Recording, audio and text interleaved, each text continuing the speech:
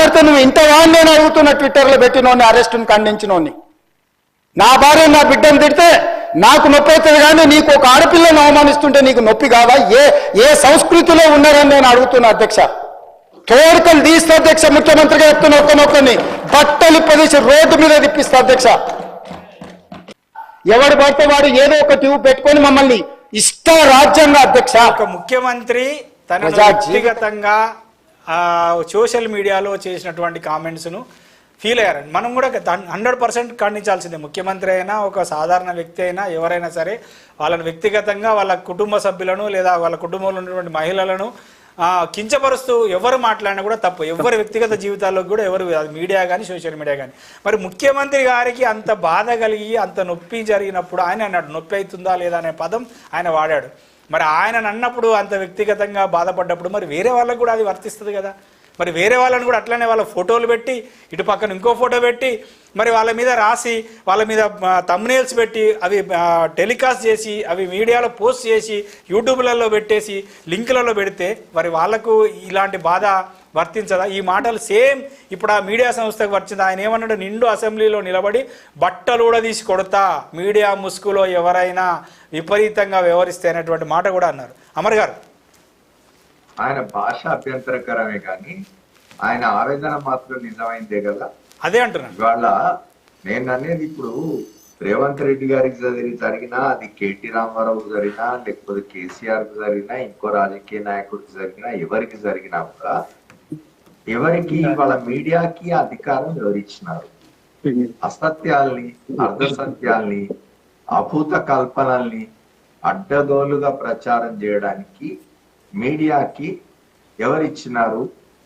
ఈ స్వతంత్రం ఎవరిచ్చినారు? ఈ స్వేచ్ఛ ఎవరిచ్చినారు? మీడియా స్వేచ్ఛ అపరిమితమైందేం కాదండి. మీడియా స్వేచ్ఛ కూడా పరిమితులు ఉంటాయి.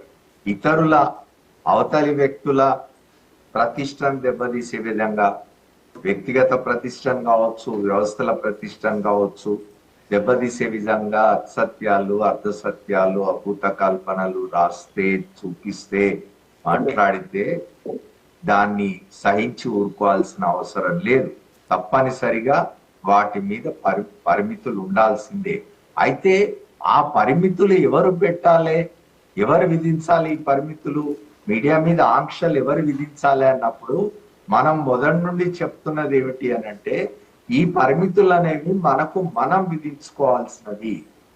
మనం స్వయం నియంత్రణ అనేది, స్వీయ నియంత్రణ అనేది మనం ఏర్పరచుకొని మీడియాకి, అంటే నిన్న ఒక 30 సంవత్సరాల క్రితం వరకు ప్రింట్ మీడియా మాత్రమే ఉన్నది, వార్తాపత్రికలు మాత్రమే ఉన్నాయి. ఆ తర్వాత ఎలక్ట్రానిక్ మీడియా వచ్చింది. ఇప్పుడు డిజిటల్ మీడియా వస్తున్నది, న్యూ మీడియా అంటున్నారు దాన్ని. ఇవన్నీ కూడా తమను తాము నియంత్రించుకొని సమాజానికి మంచి జరిగే విధంగా రాయాలి, చూపించాలి తప్ప సమాజాన్ని పక్కదారి పట్టించే విధంగానో, లేకపోతే సమాజాన్ని భ్రష్టు పట్టించే విధంగానో, సమాజంలోని వ్యక్తుల పట్ల, వ్యవస్థల పట్ల బురద జల్లేందుకోసమో, నీ రాజకీయ ప్రయోజనాల కోసమో, వ్యాపార ప్రయోజనాల కోసమో చేసేదాన్ని స్వేచ్ఛ అనరండి. అట్లాంటి స్వేచ్ఛను నేను నేను 50 సంవత్సరాలుగా జర్నలిజం వృత్తిలో ఉన్నాను. 50 సంవత్సరాలుగా జర్నలిజం ట్రేడ్ యూనియన్లు కూడా పనిచేస్తున్నాను. పత్రికా స్వేచ్ఛను ప్రేమించేవాడిని, గౌరవించేవాడిని. కానీ ఇటువంటి స్వేచ్ఛ నాకు కూడా అవసరం. I don't want this kind of freedom. Yes sir, yes sir. Freedom has to be. ఇప్పుడు ఏమంటున్నారు, గగ్గోలు పెడుతున్నారు. అంటే ఆధారాలు లేని నిరాధారమైనటువంటి వార్తలు ప్రసారం చేసి ఇష్టం ఉన్నట్టుగా థంబ్నెయిల్స్ పెట్టి దాడి చేసి దొంగ అన్నట్లుగా మాట్లాడుతున్నారు. అంటే దాడికి కారణం ఎవరు, దాడి చేయడానికి పురుగొల్పింది ఎవరు అనేది పక్కన పెట్టి అయ్యో మా పని అయిపోయింది, మమ్మల్ని కొట్టారు, మమ్మల్ని తిట్టారు అని చెప్పేసి ఏదో దొంగ ఏడుపులు ఏడుస్తున్నట్టుగా ఏడుస్తున్నారు. అంటే ఇది ఎంతవరకు కరెక్ట్? అంటే ఎదుటోళ్ళని రెచ్చగొట్టి ఒకటే నిమిషం ఒక చిన్న ఉదాహరణ చెప్తానండి. చెప్పండి. మొన్న మన సహచర పాత్రికేయురాలు ఆమె పరిస్థితుల కారణంగా ఆత్మహత్య చేసుకున్నారు. మీడియా 2 రోజులుగా ఆమె కూతురు, మైనర్ బాలిక, ఆ కూతురు వెంటబడి గొట్టాలు పెట్టి ఎట్లాంటి ప్రశ్నలు వేస్తున్నది, ఏం మాట్లాడిస్తున్నది, మనం ఎందుకు ఇంత ఇన్సెన్సిటివ్ గా తయారవుతూ ఉన్నాం అనేది మీడియా ఆలోచించుకోవాలా. ఎగ్జాక్ట్లీ. అంటే మైనర్ బాలికలను చూపించకూడదని ఒక కనీసమైనటువంటి నియమాన్ని పాటించట్లేదు. ఆ అమ్మాయి ముందు మైకులు పెట్టి ఆ అమ్మాయిని ప్రశ్నలు వేసి ఆమె దగ్గర నుంచి తమకు కావలసిన సమాధానాలు రాబట్టుకునే ప్రయత్నాలు చేసి ఏమిటిదంతా? ఎవరు కోరుతున్నారు దీన్ని? Exactly sir. ఏ రీడర్ కోరుతున్నాడు, ఏ వ్యూయర్ కోరుతున్నాడు ఇవన్నీ?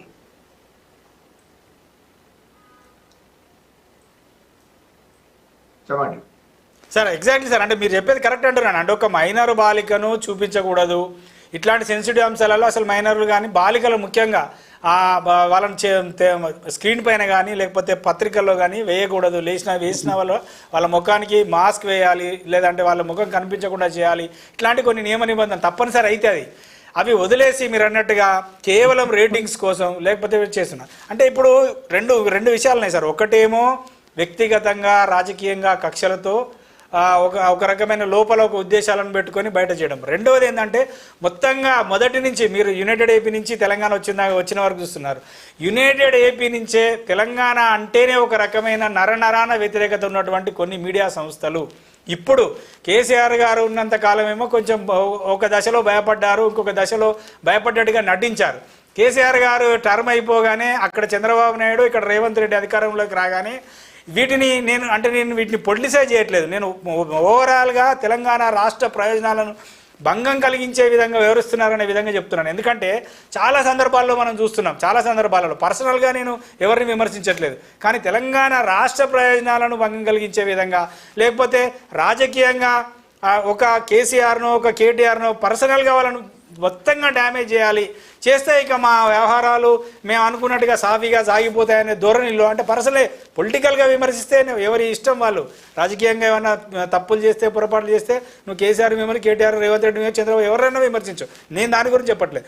కానీ పర్సనలైజేషన్ చేసి వీళ్ళు ఫలానా ఇద్దరు రాజకీయ నాయకులు ఇక్కడ తెలంగాణకు సేఫ్ గార్డ్గా ఉన్నారు, వీళ్ళని డ్యామేజ్ చేస్తే మా పనులు హ్యాపీగా సాగిపోతాయి. లేదంటే ఒక థాట్ పోలీసింగ్ అంటాం కదా, ఈ థాట్ పోలీసింగ్ చేసే కొన్ని తెలంగాణ వ్యతిరేక మీడియా సంస్థలు ఈ మధ్యకాలంలో రెచ్చిపోతున్నాయి. దీనిలో రెండు అంశాలు ఉన్నాయి అమర్ గారు. అంటే మీరు కూడా చాలా సీనియర్ జర్నలిస్ట్. అసలు తెలంగాణ వచ్చిన తర్వాత హైదరాబాద్ కేంద్రంగా నడుస్తున్న ప్రధానమైనటువంటి టీవీ ఛానల్స్లో 2 రాష్ట్రాలు ఏర్పడిన తర్వాత ఇప్పుడు పత్రికలు ఉన్నాయి. ఇప్పుడు మీరు పనిచేస్తున్న పత్రికనే ఉంది. తెలంగాణ ఏర్పడిన తర్వాత విశాలాంధ్ర మన తెలంగాణ పెట్టుకున్నారు. ప్రజాశక్తి లాంటి పత్రికలే అక్కడ ప్రజాశక్తి, ఇక్కడ నవ తెలంగాణ పెట్టుకున్నారు. టీవీ ఛానల్స్ ఎందుకు తెలంగాణ TV9, తెలంగాణ ఈటీవీ, ఒకరు తెలంగాణ ఈటీవీ పెట్టారు, తెలంగాణ TV5, తెలంగాణ NTV, తెలంగాణ మహా టీవీ, తెలంగాణ సాక్షి టీవీ అని ఎందుకు పెట్టారు? 11 సంవత్సరాలు అయిన తర్వాత కూడా ఇంకా ఆంధ్రప్రదేశ్ పేరుతోనే టీవీ ఛానల్ నడవాలా? ఇప్పటికీ ఆంధ్ర వాళ్ళే చీఫ్ ఎడిటర్లుగా లేకపోతే ఇన్పుట్ ఎడిటర్లుగా అవుట్పుట్ ఎడిటర్లుగా ఉండాలా? తెలంగాణ వాళ్ళు చీఫ్ ఎడిటర్లుగా పనిచేసే సామర్థ్యం శక్తి లేని వాళ్ళు తెలంగాణలో జర్నలిస్టులు లేరా? మీరే ఉన్నారు, మీరే ఎన్నో పత్రికలు తెలంగాణ ప్రాంతం నుంచి వచ్చి ఎదిగినటువంటి ఒక సీనియర్ జర్నలిస్టు, మీరు ఒక 2-3 ప్రధాన పత్రికలకు చీఫ్ ఎడిటర్గా పనిచేశారు. సో అంటే ఇప్పుడు గతంలో ఉన్న ఇప్పుడున్న కొన్ని పేర్లు నేను చెప్పగలను. రామచంద్రమూర్తి గారు లాంటి వాళ్ళు కావచ్చు, కె శ్రీనివాస్ లాంటి వాళ్ళు కావచ్చు, అల్లం నారాయణ లాంటి వాళ్ళు కావచ్చు, ఇప్పుడు వరదల్లి మురళి లాంటి వాళ్ళు కావచ్చు, వీళ్ళంతా తెలంగాణ ప్రాంతం నుంచి వచ్చి మెయిన్ స్ట్రీమ్ పత్రికలకు చీఫ్ ఎడిటర్లుగా కొన్ని దశాబ్దాల కాలం పాటు పనిచేసిన శక్తియుక్తులు ఉన్న వాళ్ళు.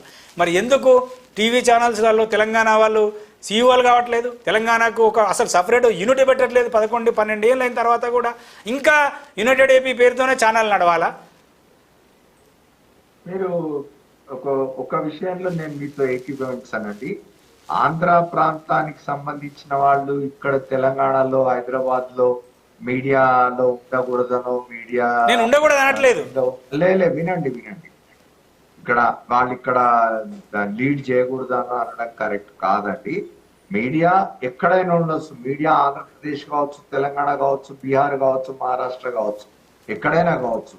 మీడియా వ్యవహరిస్తున్న తీరు మీరన్నది ఉన్నది చూడండి. తెలంగాణ ప్రయోజనాలకు వ్యతిరేకంగా పనిచేస్తున్నారని, అవి తెలంగాణ ప్రయోజనాలకు వ్యతిరేకంగా ఎప్పుడు పనిచేస్తున్నారంటే వాళ్ళ రాజకీయ ప్రయోజనాలు, వాళ్ళ వ్యాపార ప్రయోజనాలు అనుకూలంగా ఉన్నదనుకున్నప్పుడు తెలంగాణకు అనుకూలంగా ఉంటారు, వ్యతిరేకంగా ఉన్నదనుకున్నప్పుడు తెలంగాణకు వ్యతిరేకంగా ఉంటారు.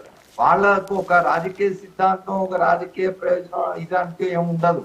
వాళ్ళ అవసరాల కోసం అవసరమైతే తెలంగాణను సమర్థిస్తారు, అవసరమైతే తెలంగాణ రాజకీయాల్ని సమర్థిస్తారు, తెలంగాణ నాయకత్వాన్ని చంద్రశేఖరరావు సమర్థిస్తారు, కేటీ రామారావు సమర్థిస్తారు. అందరు నిన్న మొన్నటి దాకా చూసినాం మనం. Yes. ఆంధ్రప్రదేశ్ లో చంద్రబాబు నాయుడు గారు మొన్న 2023లో 24లో మళ్ళీ అధికారంలోకి వచ్చే వరకు కూడా ఇక్కడ చంద్రశేఖరరావు గారు అధికారంలో ఉన్నంత కాలం అన్ని మీడియా సంస్థలు దాదాపుగా 1-2 మినహాయింపులు ఉండవచ్చు.